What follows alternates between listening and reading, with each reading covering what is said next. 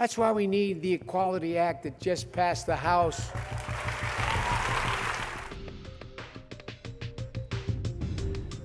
This bill reflects the radical Democrats' war on women. The Democrats have made the decision that women are not high enough on the hierarchy of victims. And so this bill would, in effect, repeal Title IX, which created an incredible revolution of girls' sports and women's sports. Members of the committee, if your daughter or granddaughter was the top high school tennis player in her state, and then 5 biological boys suddenly decided at the age of 17 to identify as female, should she drop overnight to number 6? Should she lose her college scholarship to a male-bodied athlete who would never have qualified on the boys' team? Does that strike any member of this committee as fair or just? Discuss this misnamed Equality Act. It is misnamed because although this act purports the prevention of discrimination, it actually causes it by undermining hard-fought protections for women. By changing the meaning of the word sex under the federal law to encompass gender identity, and by applying that expanded definition across context and without exception, this law eliminates private spaces for biological women, including single-sex schools, dormitories, sororities, and sports teams. The Equality Act thus cements into law an ideological belief that identity is self-defined regardless of the sexed body. It suppresses opposing beliefs and punishes those who dissent. But sex does matter.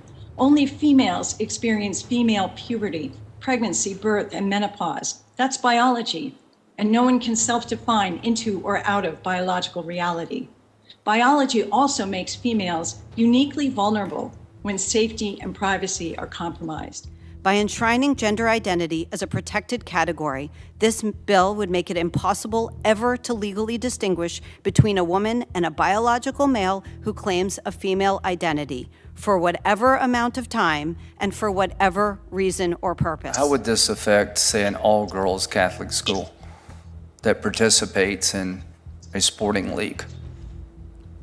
They're going to be subject to lawsuit, because what's happening here, Senator, is that this is an attempt to compel religious organizations, if they're going to be in the public square, and religious people, to change their beliefs. Okay. It is none of government's business what consenting adults do in their own bedrooms.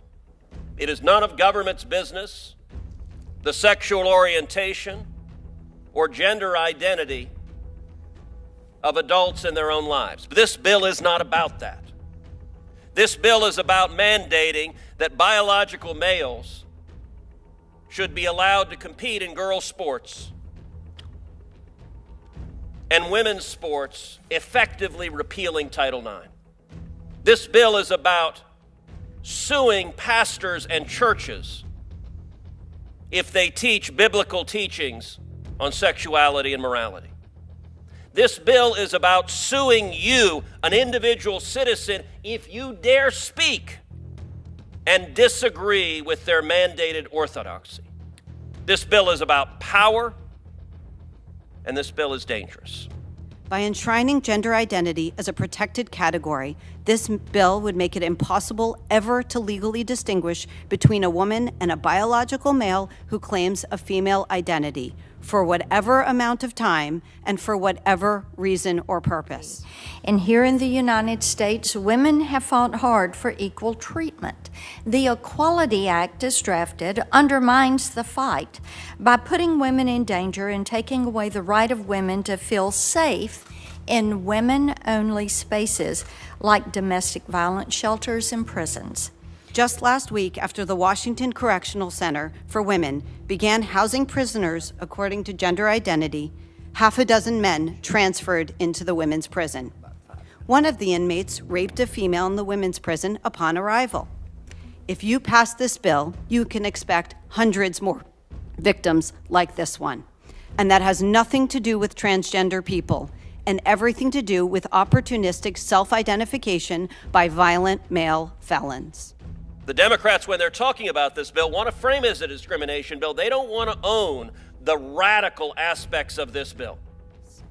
For generations, women like the late Justice Ruth Bader Ginsburg fought to create sex-based protections to make life safe and fair for women. If you vote to take away those rights, don't pretend you've achieved a civil rights victory. In the name of inclusivity, you'll have made life far less safe, far less fair, and far less inclusive for America's women and girls. Thank you.